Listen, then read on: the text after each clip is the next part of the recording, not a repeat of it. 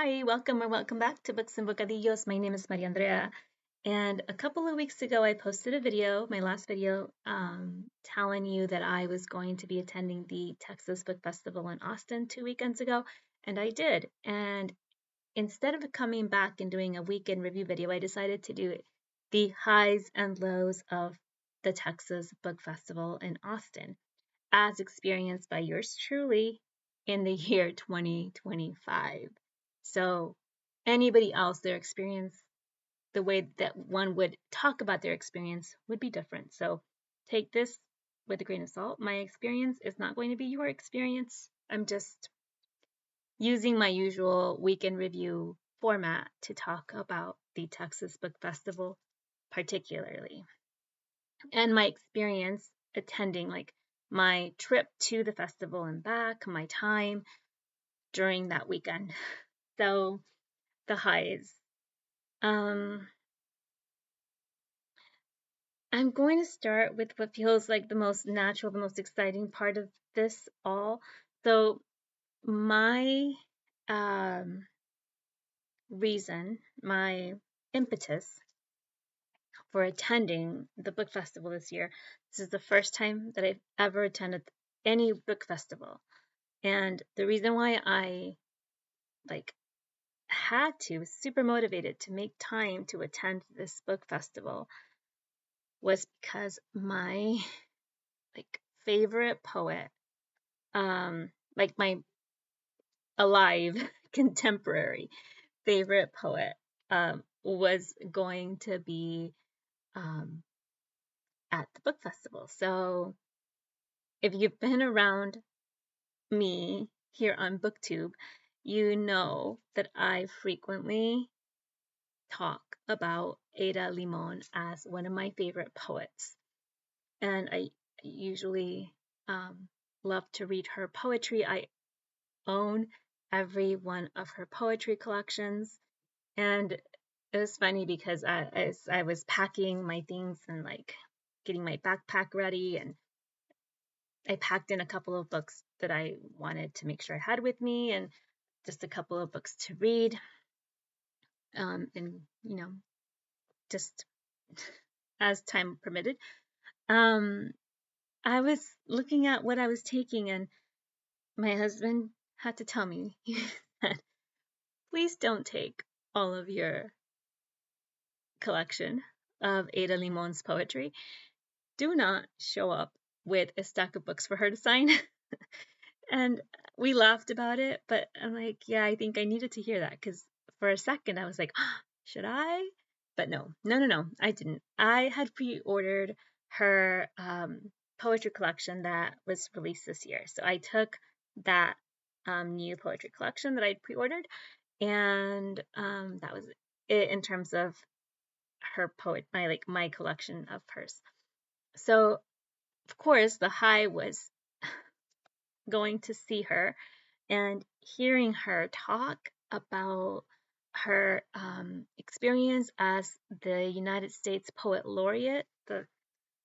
She just finished her term in April of this year. She talked very candidly and honestly about it, and it was really, really interesting and really great to hear her talk about that experience. Um, she read her poetry. It was okay. This is going to come up later, but I was so impressed because the moderator told her to read 3 poems, like to read aloud 3 of her poems. And she read 6. Like the generosity, the spirit of generosity with which she captured her audience, right? She had us totally focused on her and just like her reading her poetry. It was just so beautiful. I was like so captivated. My goodness, I'm never going to read an Ada Limon poem in the same way. I'm always, after hearing her read her own poetry, always going to feel like I'm doing her a disservice when I read her poems, because I I think just hearing her in her own voice was just a beautiful experience, and I feel like the luckiest person for having experienced that. Um, and then I got to stand in line and wait to meet her. I took a picture with her. She signed my poetry collection.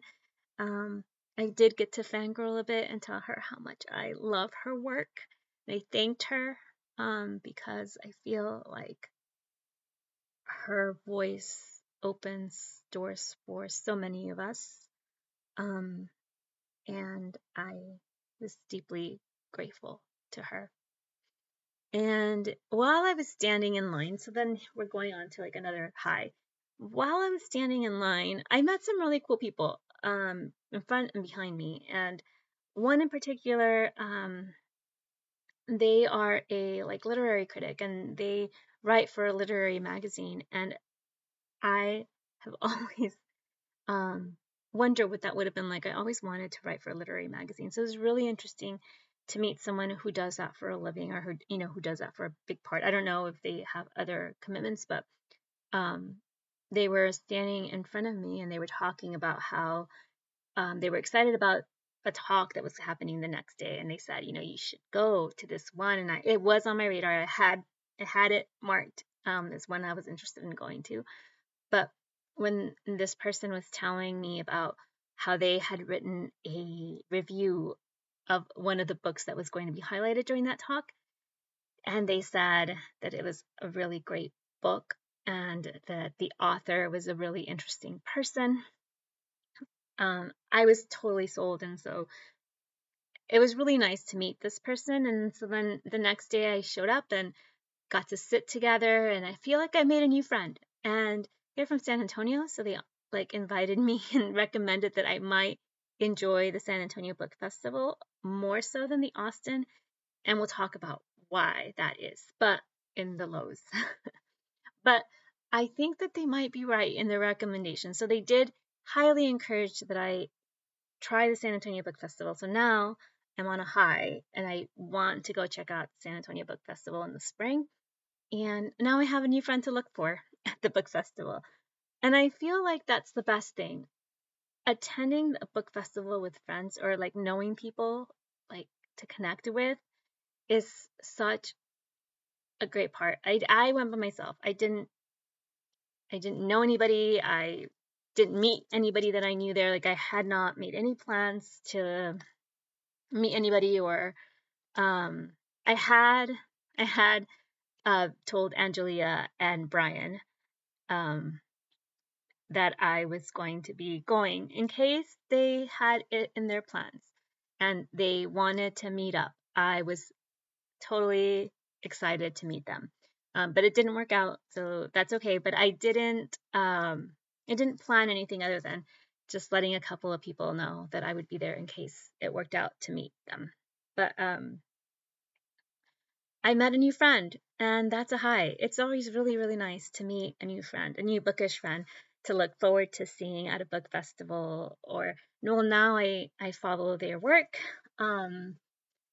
in their literary criticism. I read their review, and it's really, really good. They are super thoughtful in their writing and their interviewing, and I like am so interested in continuing to follow the work of this um, literary critic, but also the literary magazine, and all the future stories and interviews that they will highlight. I'm glad that I made a new friend. Um, what else is a high? Oh, okay. So I that second day, right before day two, right before I went to go to this session where I'd been invited to by my new friend, before that, I stopped by the Hablemos tent. So there was a tent called Hablemos, and it was about translation. It was about um, translated works of Latin American literature. And a lot of the people inside the tent were either translators in the publishing in the like the publishing industry in terms of translation. They were promoting some works in translation in Spanish. So they always had like people at different booths who were either authors, translators, um, publishing people, people in like literary circles, like the Latin literary circles. So I stopped in, like that was kind of my little, I felt like my little safe place. So for me, that was a high to have a little safe place to go and just maybe um charlar, like just have a chat with in Spanish with other Spanish speakers. And like having those communities, it just always feels like home, like being with family.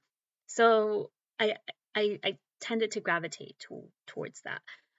So on day two, I stopped in the morning, and the previous day I stopped in and I met this young woman who was from Mexico, and we were like chatting and being friendly and just gushing about authors and their work. And so I stopped in the second day and I was like, hey, remember me? I'm back.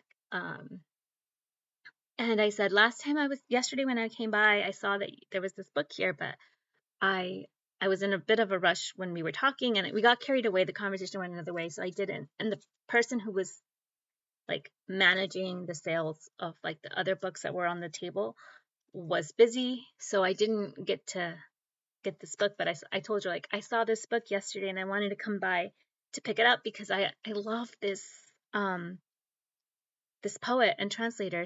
So if you've been around my channel, if you've been following me for a little while, you know that a book that I can't stop talking about, that I have like lost, misplaced. I don't know where I left this book. I would always show it in front of the camera and I always talk about it, and for a while now I cannot find it. Um, I don't know where I left it, but anyway, one of my all-time favorite books now for like a while has been Sandra Cisneros, Martita, I Remember You. The translator, it's a book that's in translation, so one side is English, the other side is in Spanish, and the translated version is Martita Te Recuerdo, and the translator is Liliana Valenzuela. And Liliana Valenzuela is also a poet. And I I love poetry. Going back to Ada Limon talked about secret poets, and she kind of gave a blessing to the secret poets. She said, like, there are poets who are poets in secret. They're not published, people don't know their work, but they're there. And she was kind of like making an homage through her poetry to the secret poets. And I felt like, oh, that's me. I'm a secret poet. Secret in the sense that I do talk about writing poetry and loving to write poetry, but I haven't read my poetry. I haven't like performed it or read it in a while.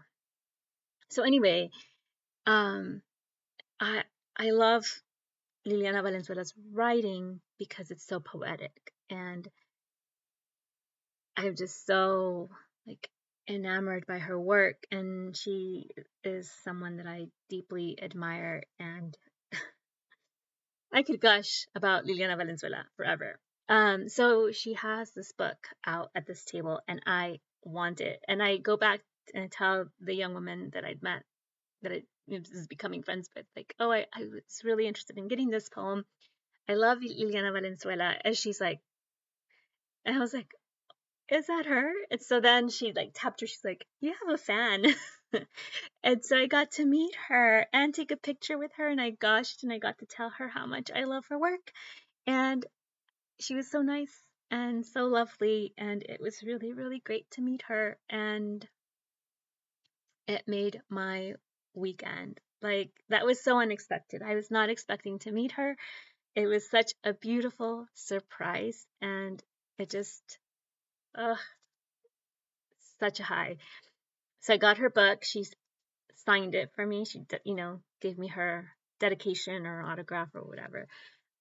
Super sweet, wonderful human being, loved her in real life. And I'm like so excited. That's like forever going to be a high, and I have a picture with her and so excited. So then I went to that talk that my new friend had invited me to, and so I got to sit with my new friend and we got to talk and um a bit, and I got to listen to these two new to me authors. So both of these authors were new to me authors. One was a debut author, the other one was not a debut author. I think this was they had a memoir and this was their first fiction novel. So kind of.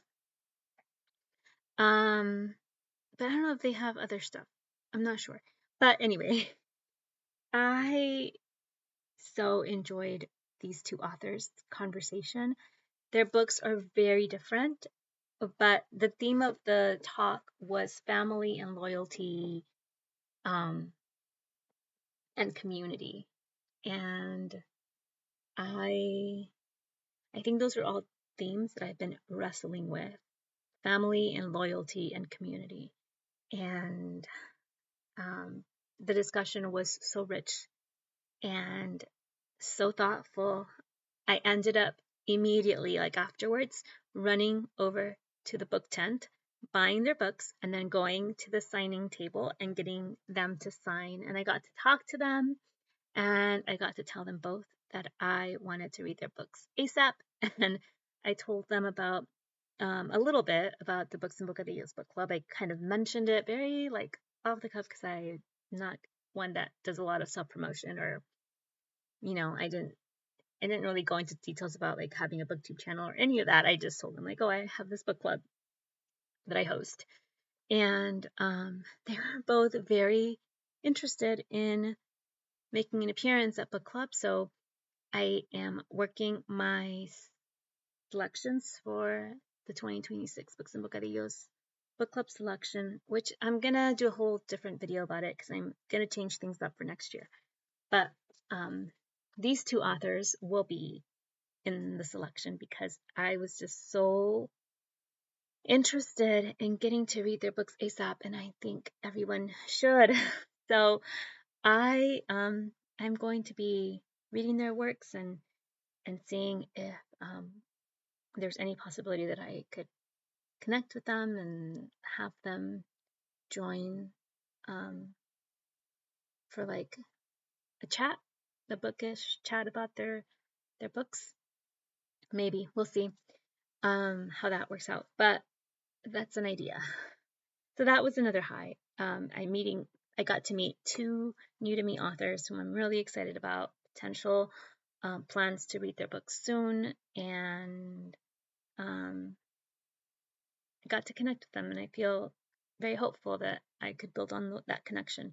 So yeah, that's another high. And then another high was I went to a session on translation. I'm interested in becoming a translator, and I went to this workshop or this book talk about translation, and I got to meet um, an author that I'm really interested. I have some of her books, but I haven't read them yet. But I know that they are an author that is very well known in the Latinx community, and I want to read some of their books. So I got to meet her, and well, the author is Guadalupe Garcia McCall, and she was lovely. She's such a beautiful human. She's smiley, and I kind of was very shy approaching her. She like pulled me in right away and was like, "Hey, tell me what brings you here?" And so, I got to tell her about my interest in becoming a translator, and she was very like welcoming. Like she's like, "Yes, we need more translators. Do you have a writing sample?" And I was like, "Not on me. No, I don't have a writing sample." She's like, "Okay, send me a writing sample." Um, so I'm gonna work on a writing sample. I want to apply for a program for literary translation, and I have to submit a writing sample. So that's something that I need to do anyway. So yeah, I'm gonna work on a writing sample. So now I have writing plans, which is exciting and interesting. So that's another high that I got to connect with Guadalupe Garcia McCall, and she was so supportive and made it feel like my dream of becoming a translator isn't so far-fetched, and that everybody starts somewhere, right? So we'll see. Um, and then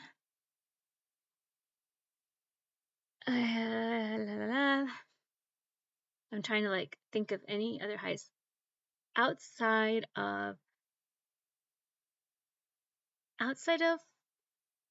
the I'm thinking about all the stuff outside of the book festival.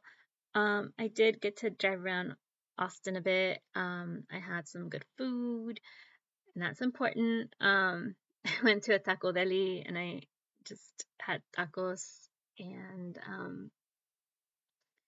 I I was staying with my tia, and so um, I didn't have to worry too much about food. Yeah, I did buy some groceries that I could make quick like lunch things to like take with me to the book festival the next day. But food was pretty much provided by my family, so I didn't have too much to worry in that regard. And I, you know, I kind of bonded with my family over fruit, like a fruit cup. Um, my aunt, my tia had bought all of this fruit, and so I cut up fruit every night. I think, well, the first night I did the cutting up. The first night I cut up the fruit, right? 2 nights. 2 nights I cut up fruit. And um, we had we had like a fruit bowl. Um, and then the last night she cut up fruit for all of us, and then we had a fruit bowl. So we would sit around at night and play card games and have fruit with tahin, and my mouth's starting to water. Then I came home and I was driving to work after coming home, and I was listening to a podcast. I talked about this, I think, in my last week in review. Home cooking with Samin Nosrat and Rishi Herway. And Samin said that cutting fruit for loved ones is an act of love. Like cutting fruit for someone is an act of love. And when she said that, I was like, I thought about that. I thought about spending time with my family and cutting up fruit to share. And it's not something that I thought in the moment that it's a way of showing love, but it was, and it felt so good. It felt so good to do that for my family. And then when my tia did it for us, it felt really nice too.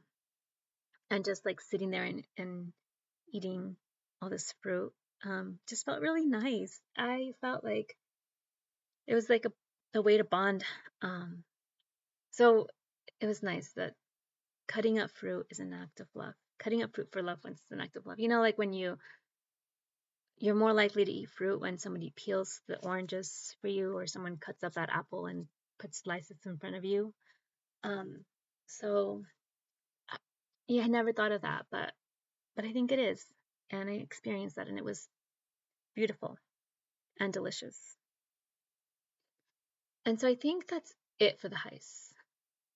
Um, now the lows. I did not know that the book signing didn't happen right after a session, like a workshop. Like, I mean, it does, but it doesn't happen like right there in that tent. Like, you go and you sit and you listen to people talk about their books, and then you don't go up and get your book signed right away. You have to like walk to a whole other tent to stand in line to get your book signed by these authors. And so the first morning I went to go see the talk about the legendary Firebread drive-in, and I had mentioned this book here, and I was so excited to get it signed. I had pre-ordered it, and I loved the talk. It was a great workshop, a great talk. The authors were brilliant. Definitely want to read it. Darcy Little Badger was there, and she's one of my favorite YA authors, and just favorite author in general. Like, she's someone whose work I follow and I just love. So I was really excited, but it was that I'd have to walk, and the way that it was set up, like the YA tent was in like one end, and the book signing was like on the opposite end. And it's fine, I don't mind walking, but I had scheduled myself, like I had done my schedule, and the next workshop that I wanted to go to was like I wasn't going to have enough time to walk to get my book signed, to stand in line to get my book signed, and then make it to the next session that I wanted to go to. So in that sense, that was a low. So I didn't get my book signed. It was fine. I'm still happy I have the book. I pre-ordered it. I'm going to read it. The talk was wonderful, but it just kind of was like, meh, I didn't get it signed, and I didn't get to talk to the authors. They weren't like, I think it was just morning, and it was the first workshop, and so they weren't super like, not like Guadalupe Garcia McCall, where she was like, hey, come. Like, it was right there, and then I was just wanted to go and say hi, and she made the time to like entertain me before she got up to go to the book signing table. So I did get to talk to her in that way. But these other authors, I think it was all like just starting, and so it was kind of like they were being corralled to like move quickly and like get out of the tent. And if you wanted to talk to them, you had to walk to the book signing tent. And I was just kind of like, wah. So that didn't work out. That was a bit of a bummer. I didn't realize that I was not going to have food options. I thought, I'm in Austin. Austin has a great vegan food scene. I'm for sure going to find something to eat. There's nothing. There was nothing for me to eat. I was hungry. I thought like, okay, if I'm gonna go see Ada Limon, I have to get something to eat, and I had to walk like pretty far ways to try to get to the food vendors, and there was nothing like, so like it was kind of out of my way because the talk with Ada was going to be in the Capitol building, and I had to walk like down Congress, like, which is like the street that goes up to the Capitol. So the Capitol building was behind me, and I was walking in the opposite direction to go, like, they were at the outskirts of the book festival, was where the food vendors were. So I was going in the opposite direction to my destination, and logistically, that did not feel good. Like, I wanted to keep my steps in sync, and I wanted to get closer and closer and closer to my next venue, I guess that's just logistically, I was thinking very like strategically, and I was kind of like annoyed at the setup. So for me, that was low. I ended up having to go into a 7-Eleven and just got some chips, uh, a cup of cut up fruit, again, with tahini, like some cut up mango with tahini, and a liquid death. And that was my lunch. And I had to eat it really, really quickly because they don't allow stuff like that in the Capitol building. So I sat on the floor outside the Capitol and ate quickly. And then I was really hungry by the end of it all. So I learned my lesson, and the next day I actually packed a lunch and snacks and drinks and everything. But that was a bit of a bummer. I was expecting to be like excited about the food scene, and it wasn't exciting at all. So not impressed by the food scene at the Texas Book Festival. And then what's another low? I mentioned the book signing. Oh, okay. So I had experienced a wonderful time listening to Ada Limon read poetry. And like I mentioned, the moderator said, Ada, would you, do us the honor of having you read 3 of your poems? And she read 6. Like, she was just so generous in her giving of her work. And she was just delighted as she kept saying, like, oh, I'll read another one. So she gave us all these bonus poems that, she got to read to us. And it was such a gift. And I just love that. So then the second day of the book festival, I go to a poetry workshop or a poetry talk. Because if you don't, if you're not too familiar, maybe this is the first time you're watching, you may not know that like my interests are YA, poetry, Latin, and horror. So I was trying to go to these workshops. Like, those were the kind of and cookbooks, but I'll talk about that in a little bit.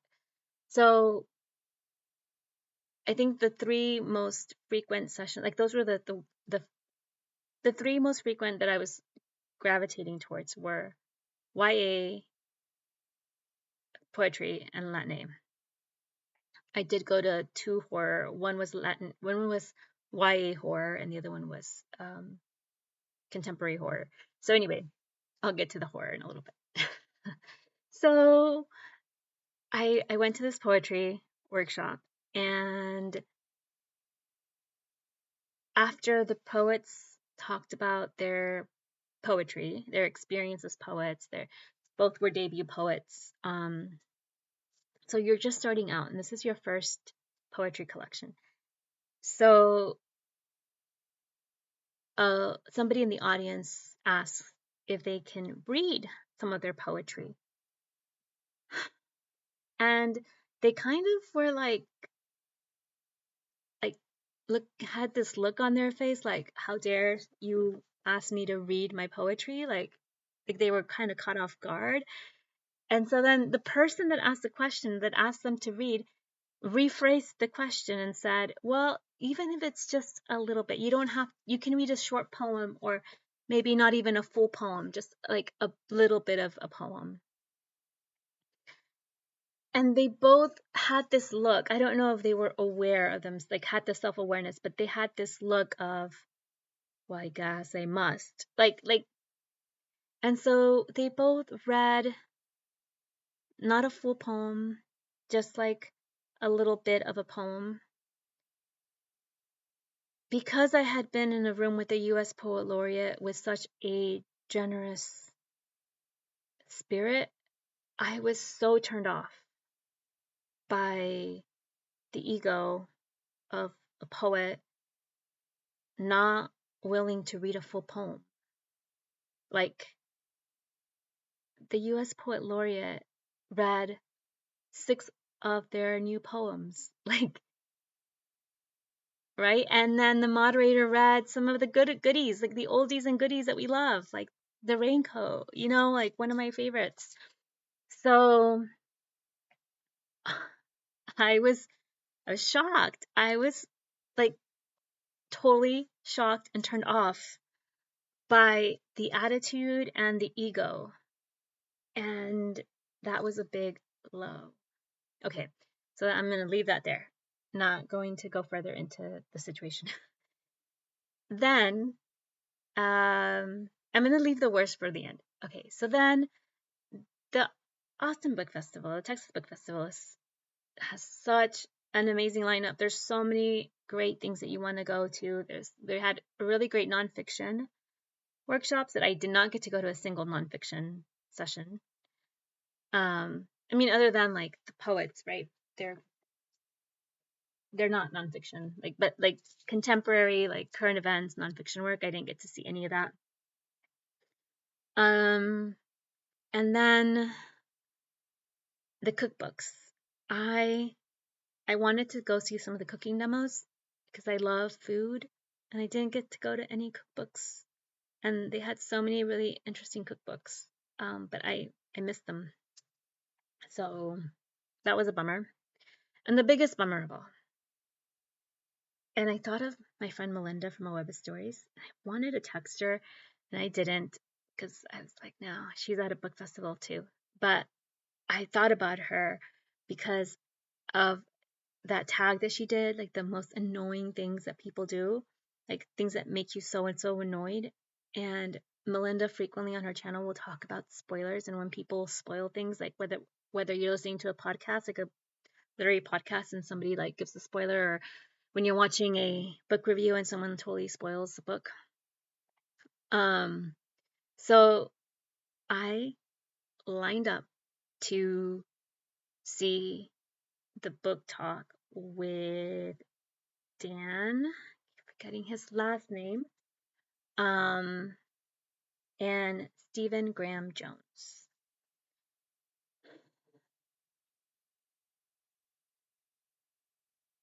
Stephen Graham Jones's new book was sold out.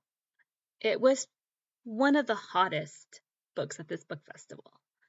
And this talk was super well attended. The line was impossibly long to get in, like down the street and who knows how far. Like, it was such a well attended workshop or book talk. I didn't get a copy of the book because by the time I thought, oh, let me get a copy of the new Stephen Graham Jones, it was sold out.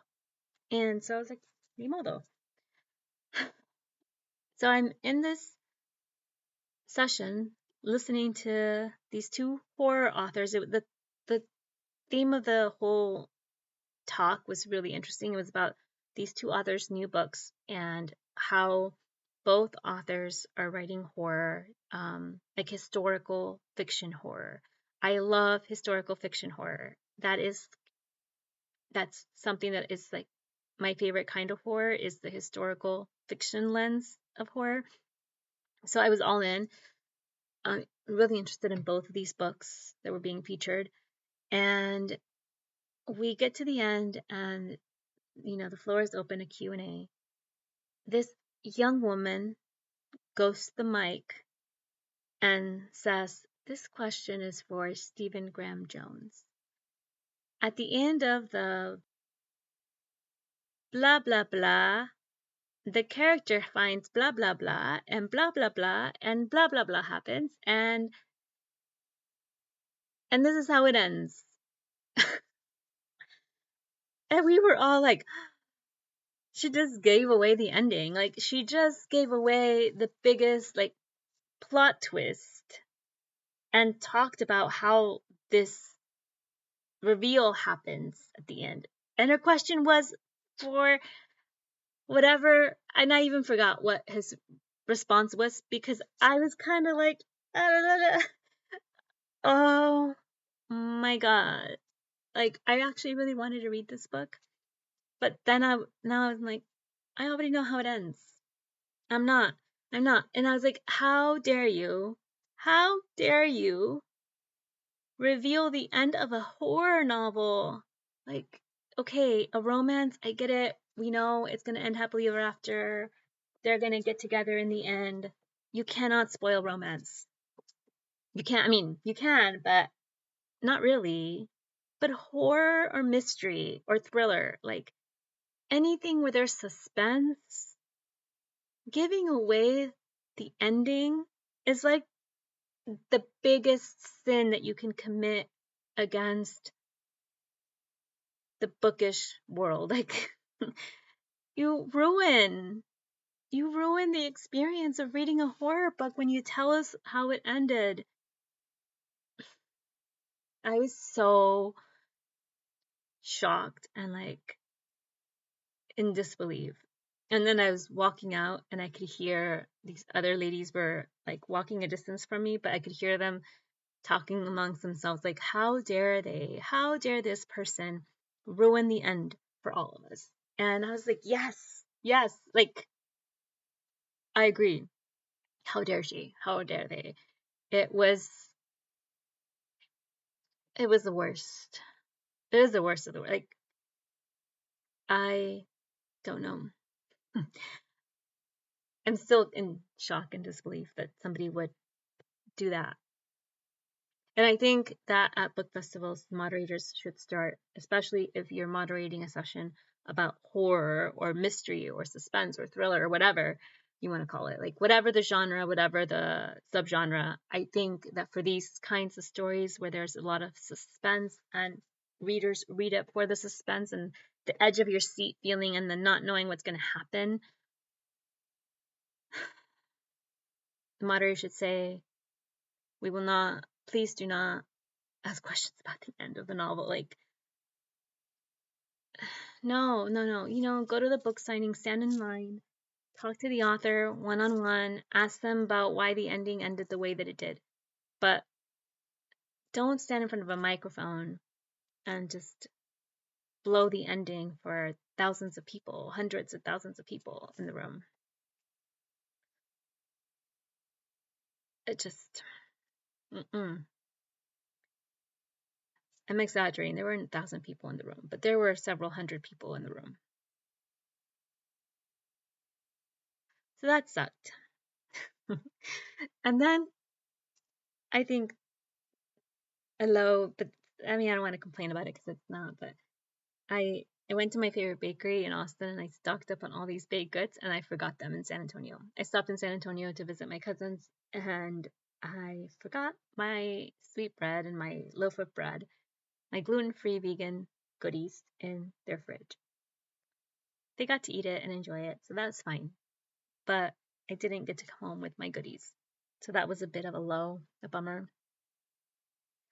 And that's it. That is the highs and lows of the Texas Book Festival, as far as my brain can think. Now I'm just going to run through a quick haul. So if you don't want to see my haul and you've watched so far, thank you so much. You can chat with me in the comments. Let me know if you've been to a book festival, what your thoughts are about what I'm sharing. If you want to continue on and see my book haul, then please feel free to stick around. Okay, so these are some of the books that I got a bunch, so I'm going to try to go quickly. I went to there was a publisher, Deep Vellum Press. Deep Vellum Press is a Texas imprint or Texas publishing house, and they they specialize in translated works. So from Deep Vellum Press, I purchased The Animal on the Rock by Daniela Tarazona, translated by Lizzie Davis and Kevin Gary Dunn.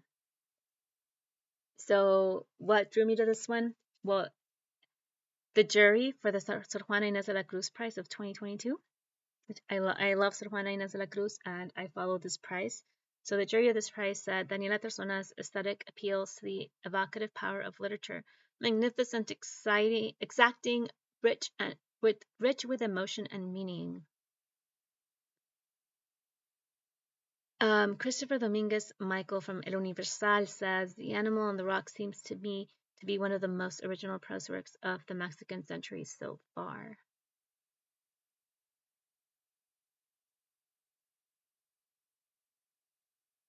Just the part of the back of the book, and I'm not going to read the whole thing, but says elemental and prophetic, intimate and universal, The Animal on the Rock bears witness to the terror and magnificence of being a child, a parent, a changing animal, profoundly biological and introspective novel that lies somewhere between clinical record and fever dream. So this is The Animal on the Rock by Daniela Tarazona. And then this is a YA book in translation. I actually had this in my cart forever. I wanted to get it for August. So this is something I'll be reading for August next year. And it's Girls Lost by Jessica Schiefauer, translated by Saskia Vogel.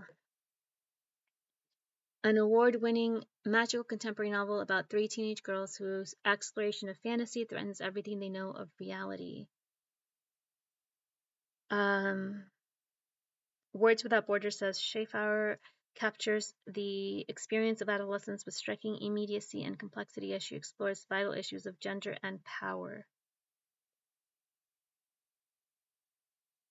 Brilliantly poetic and deeply poignant, this magical story was adapted into an internationally renowned feature film exploring how we shape our identity and how we cope with our own transformations. This is a book I'm really excited for. Next theme.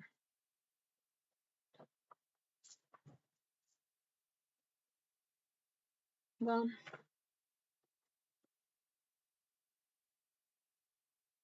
I picked this up. Lo que tú no ves, something you can't see, expressions from the chicas in white. This is from writings by students of Pido la Palabra Creative Writing, a Spanish and Bilingual Approach, fall of 2024. It's like a literary magazine. And, oh, these are the flyers of translated fiction that I want to read. So I'm not going to show you the flyers, but there's quite a bit of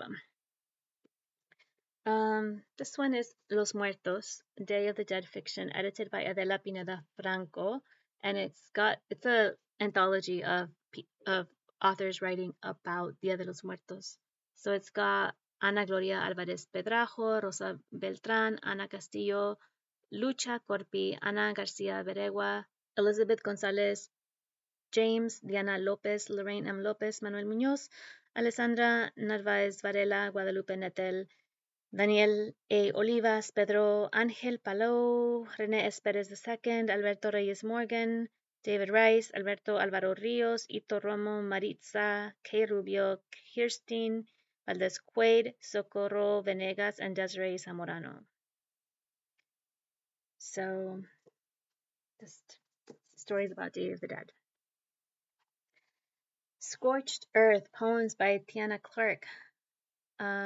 Sophia Sinclair, author of How to Say Babylon, blurbed it and said, "What a joy to see a poet write so deliciously toward longing, yearning, and ultimately her own incendiary self."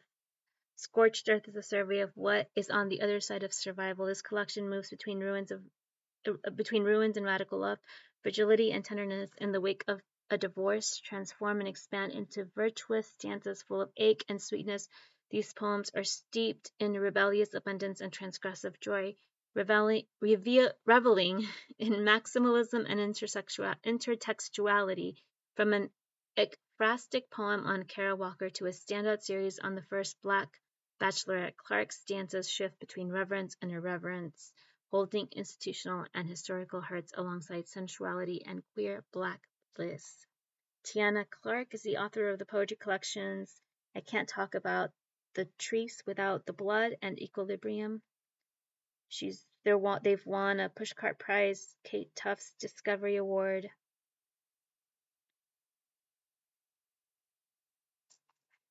The publisher is Simon & Schuster. And another poetry collection, All the Possible Bodies, poems by Ian Haley Pollock. Ian Haley Pollock is the author of two previous poetry collections, Spit Back a Boy and Goes Like a Place. His poems have appeared in numerous publications ranging from the American Poetry Review to the New York Times Magazine and The Progressive. I was really captivated by this cover. Okay, this book is a debut, and I love debuts. I'm really excited about this one. My Train Leaves at 3, a novel by Natalie Guerrero. Xochitl Gonzalez, author of Anita de Monte Laughs Last and Olga Dies Dreaming, blurbed it and said, "Guerrero leaves the reader not just enthralled and delighted, but waiting with bated breath for what she will conjure up next." It's blurbed by Xochitl Gonzalez, Tori Peters, Chiara Alegria Hudes, and John Manuel Arias. Grief, sexuality, and ambition collide in this electric novel about a young woman determined to make her dreams come true. It's a coming-of-age story about the balancing act between moving and moving forward. I'm excited to check this debut out. I had this, but I had pre-ordered it. I bought an extra copy for my friend. Legendary Fried Bread Drive-In. So this is not for me, it's for my friend. I have my own copy The next one is Lo roto precede a lo entero by Cristina Rivera Garza. This is 125 essays. And Cristina Rivera Garza is the author of Liliana's Invincible Summer. And this is this is in Spanish, so I'm looking forward to it. It's a collection of essays. And Era Limon. Well, this one I had already pre-ordered, so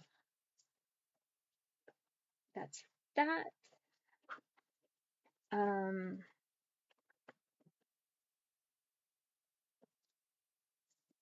Jaquira Diaz, this is The Only Kingdom. This is one of the authors that I talked about that I loved their session that I attended, and it was so good.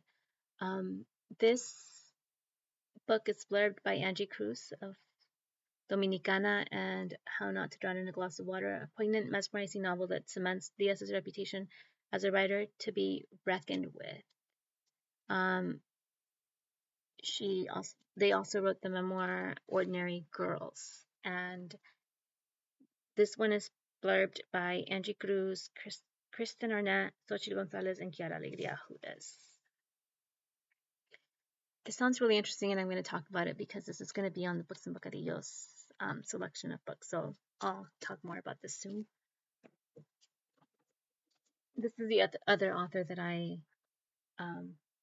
met at that same workshop that I went to that was amazing, and it's Guatemalan Rhapsody Stories, collection of short stories by Jared Lemus. Jared Lemus is a debut author. This is his first book. And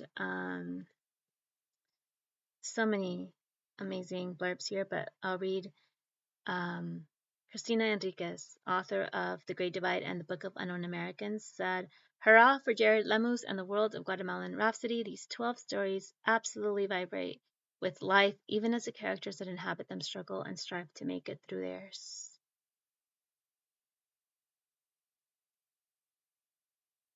Ruben Reyes Jr., who wrote There is a Rio Grande in Heaven, says, "The stories in Lemus' excellent debut capture the extremes of ordinary life, the darkness and the light and follies, and our unrelenting desire to continue living. So rarely are Central Americans portrayed so thoughtfully with both love and clear-sightedness, and what a gift it is to read, deeply felt and painfully human. Guatemalan Rhapsody shines." I'll be talking more about this one because this is also one of the selections for next year's Books and Bocadillos list. I Want to Burn This Place Down, essays by Maris Kriesman, I think.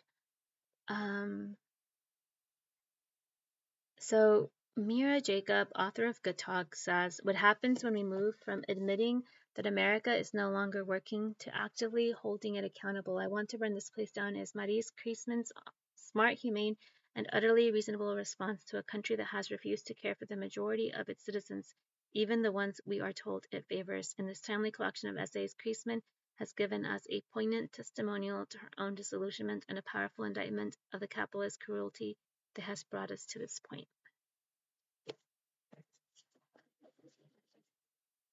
Oh yeah. Okay. So Jaquira Diaz, I already mentioned, they wrote This Is the Only Kingdom. This is their memoir, Ordinary Girls, a memoir. It won the Whiting Award and the Lambda Literary Award. Well, this was the finalist for the Lambda Literary Award. Julia Alvarez blurbed it and says, "There is more life packed on each page of Ordinary Girls than some lives hold in a lifetime." And then I got to meet Norma y Cantu, one of the editors for this one. This one was featured pretty prominently. It's like pretty much like a textbook. It's an anthology of identity and culture, Chicana identity and culture in Texas, and it's Somos Tejanas. This is like a full-blown like textbook. It's got a lot of history and pictures and poetry and essays and so much. Oh, this was a high I forgot to mention. I got to meet Norma y Cantu and she gave me her business card. So she's invited me to coffee next time I go to San Antonio. So I will be contacting her when I'm in San Antonio. Um, Thank you so much, Norma, for your kindness. I don't know if she's watching this, but I absolutely loved her kindness. She was such a lovely person, super duper kind. Um, and she got to um, sign this for me as well. And such a sweet person. So, so happy to have met her and just cannot wait to dig into this beautiful work of like love and community. And almost done. This cookbook, Dining with the Dead, A Feast for the Souls on the Day of the Dead by Mariana Nuño Ruiz and Ian McEnroe. I got to meet Mariana, and she's also really sweet and really nice. And this is a cookbook about the foods that she often will make for her Dia de los Muertos feast. Um, and I got to like talk to her about how I also prepare a feast, and I also like kind of for the whole week I'm preparing a whole week-long menu of things I'm making to honor my loved ones, and so we got to just talk about what we do, what we ate for Dia de los Muertos. Um, so this is really fun. I think she also signed this one too for me. Yeah, she signed it. So that was really nice. And a couple more. Okay, this is the one by Liliana Valenzuela. I still have the price. Code of Codex Love, Code of Codex Love, Bendita Ternura. This won an honorable mention for the International Latino Book Awards. Poems by Liliana Valenzuela, the poetry collection. Sandra Cisneros blurbed it and said, "These are poems sin el que dirán, sin censura, sin vergüenza, uncensored, unbuttoned, unapologetic, swimming desnuda between the many worlds women inhabit, blazing of sulfur and volcanoes, wrapped in corn husks and banana leaves, somersaulting between here and allá and that fertile womb in between." It's Liliana Valenzuela is a beautiful poet, and I just love her work. I cannot say that enough. I love Liliana Valenzuela's poetry. I love her work, and I'm so happy to have this. She wrote a full long thing for me here, and it's super duper special. And Las Caras de la Suerte by Cristina Garcia, but this is translated by Liliana Valenzuela. So I purchased it because Liliana Valenzuela is a translator. And I think, well, Cristina Garcia is the author of Dreaming in Cuban. I don't know what the title for this book is in English, but I know that it's been on my radar to read. Cristina Garcia is an author that I follow, and I bought the translation because Liliana Valenzuela translated it, and I'm sure it's brilliant. Yeah, I have no words. I'm done. That is all. That's my book haul. And thank you so much for watching. Talk to me in the comments. Let me know if anything that I said resonated with you or what you think about my haul. I know it's mostly Latin books, but I am just super thrilled to have all of these additions to my collection. And thanks again for watching. Hasta la próxima.